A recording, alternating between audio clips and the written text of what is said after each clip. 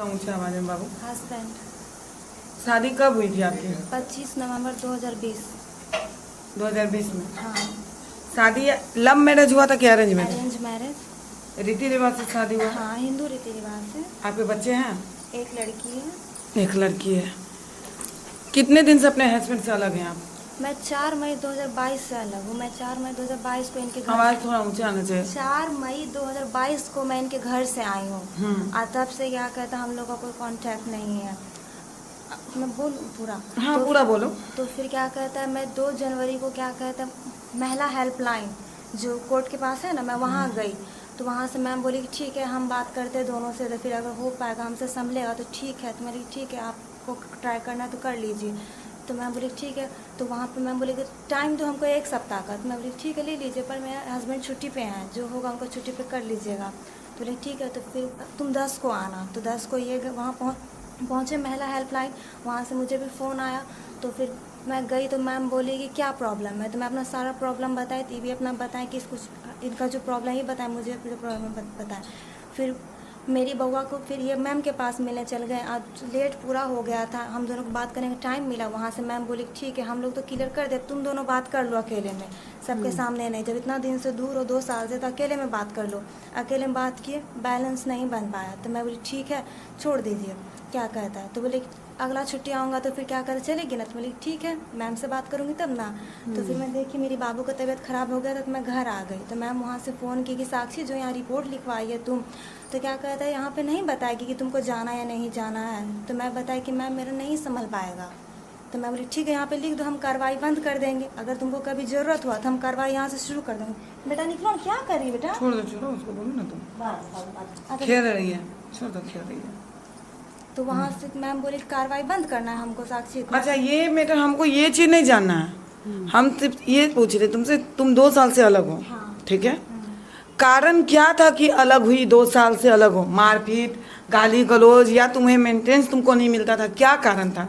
मारपीट भी सब हुआ है, मेरे को इनसे सब चीज़ का दिक्कत होता है। मैं एक पत्नी हूँ, पर मुझे आज तक पत्नी वाला सुख नहीं मिला है। गाड़ी मेरा मुझे लेने के लिए आए, फिर क्या कहते उसके बाद मैं माँ बनने वाली थी, इनको पता था, सबसे पहले इन्हीं को पता चला। तो बोले तो फिर मेरे मम्मी पास ही मुझे पहुँचा दिए। उसके बाद से मैं यहाँ थी, तो फिर क्या कहता है इनका फ़ोन बंद हो गया। 29 अप्रैल को मैं इनको फ़ोन की थी कि स्वामी, मैं इनको स्वामी बोलती, स्वामी मैं प्रेग्नेंट हूँ। उस टाइम ये गाड़ी में बैठे थे, पेट्रोलिंग ड्यूटी के लिए जा रहे थे, 9:30 बज रहा था। तो ये कुछ रिएक्ट नहीं किए। तो फिर मैं बोली क्या हुआ, आप खुश नहीं हैं? तो बोले कि तो क्या मैं नाचूँ?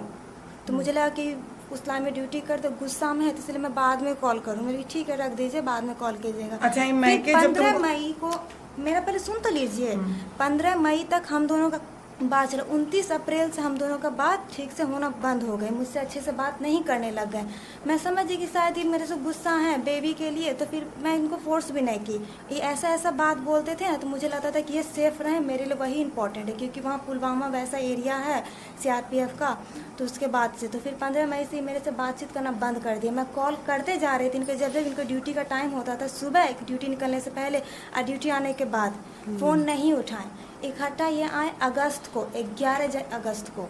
उसके बाद मम्मी से जो बकवास करने तो मम्मी पापा से किए।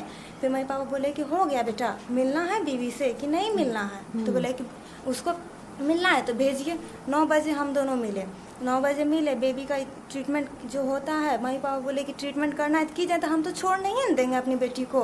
आप फ़ोन नहीं कर रहे हैं तो ट्रीटमेंट तो छोड़ नहीं देंगे। बच्चा जब पला गया पेट में कैसे छोड़ देंगे? ट्रीटमेंट हुआ, ये भी वहाँ आए।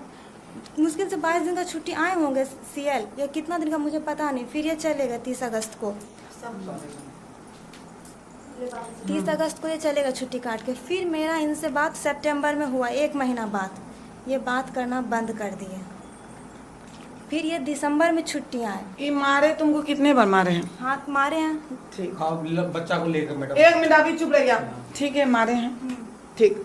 मार अगर ये मायके तुमको पहुंचा दिए हैं, बच्चा नहीं पहुंचा मैम, आपने पहुंचाया है? पिताजी लेके जाते थे आते थे, जाते थे आते नहीं थे। मायने नहीं रखता है, पहला बच्चा मायके ही होता है। हम लोग भी माँ हैं। हाँ, ठीक। अगर मायके में आके रही तो कोई बड़ी। तो गाइस हम बताते हैं ये लड़की की कहानी, ठीक है, पूरे कहानी बताती हूँ मैं। ठीक है? ये जो लड़कियां है ना, इनके माँ बाप सर पे थोड़ा चढ़ा के रखे हैं। इनके माँ बाप की वजह से लड़कियों के घर बर्बाद हो जाते हैं। ठीक है, हमारी कंचन मैडम इनके घर नहीं कम से कम 2000 करोड़ बस आके रखे होंगे। ठीक है, ये गलत काम नहीं करती है, गलत को साथ नहीं देती है, अच्छे लोगों को साथ देती है कंचन मैडम। तो बहुत ही अच्छी है कंचन मैडम, बहुत बहुत बहुत अच्छी है। सबको घर बसाने के काम करती है कंचन मैडम, और कुछ भी नहीं गाइस।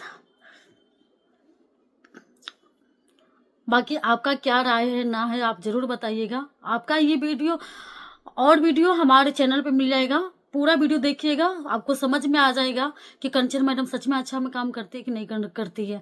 अगर आप इससे पहले से जानते हैं, यहाँ से पहले से जानते, तो हमें ज़रूर बताइएगा कि हम पहले से जानते हैं, हाँ सही है नहीं है, गलत है क्या है नहीं है, आप लोग जरूर बताना। ठीक है, हमारे नज़रों में तो बहुत अच्छी है कंचन मैडम, बहुत ज़्यादा अच्छी हैं, क्योंकि एक इंसान के टूटे हुए घर बसाना ना, कहते ना कि बहुत पुण्य के काम होता है। तो हमारी कंचन मैडम वही काम कर रही है, सबके घर बसाने का। और जब लोग ही ऐसे निकल जाए, लोग ही निकम्मा निकल जाए, लोग ही गलत बोलने लगे कंचन मैडम के आला में, लोग ऐसे बोलने लगे उल्टा सीधा, वो औरत क्या कर सकती है, वो बेचारी क्या कर सकती है? मैं ये पूछ रही हूँ, वो कुछ कर सकती है? एक बदनामी, एक या वगैरह वगैरह कितने चीज़ें होती है गाइस, कितनी चीज़ें होती है, वो सब झेलना सबकी बस के अंदर नहीं है, सबके अंदर नहीं है सब चीज़ झेलना। बट इस औरत ने झेला है। और ये लड़की के माँ बाप कितने वो है कि एक अपनी बेटी की घर बर्बाद करते, अपनी बेटी की जिंदगी बर्बाद कर दिया है। और उसके बच्चे हो गए हैं, बच्चे नहीं भी हुए, जिससे शादी होती है उसके साथ ही घर बसाया जाता है। इनके माँ बाप कैसे हैं कि बोलते हैं कि नहीं नहीं नहीं जाएंगे, हम पाल लेंगे। आज आप पाल लीजिएगा जब तक आपकी एज है, जब तक आपका उम्र है, आप जब तक कमा सकते। कितने साल? 8 साल, 10 साल, 15 साल, उससे ज़्यादा आप चलोगे? उसके बाद आप खुद ही हाथ फैलाओगे दूसरे के सामने में। तो क्या अपनी बेटी के घर बसाइएगा?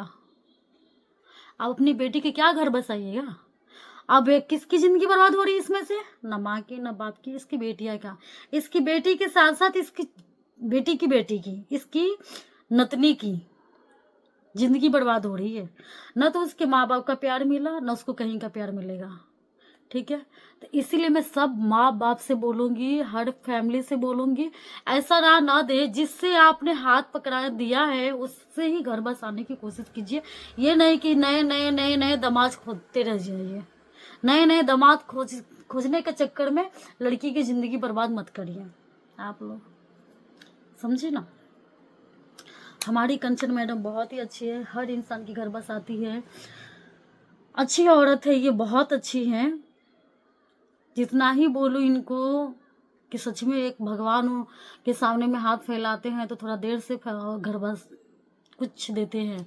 अगर कंचन मैडम को ये कॉल करो कि मैम ऐसा है, तो ये फटाफट उसी सेकंड में बसा देती हैं। तो बताओ भगवान से भी ज़्यादा ये हुई कि नहीं हुई कंचन मैडम? भगवान से ज़्यादा इनका दर्जा मिलना चाहिए, क्योंकि भगवान के सामने में हाथ फैलाओ तो देर से करते हैं। कहते हैं भगवान के घर में देर अंधेर नहीं है। ठीक है, वो देर से करते हैं, लेकिन कंचन मैडम देर से नहीं जल्दी कर देती है।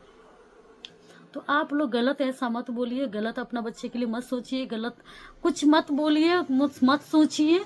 कुछ सोचने और समझने से पहले आपको शादी ही नहीं करनी थी, बेटी के घर ही नहीं बसाना तो पहले नहीं करते ना। ये थोड़ी बच्चा पैदा करा के घर में बैठा लिया, आप कितने साल रखेंगे, कितने साल झेलोगे आप?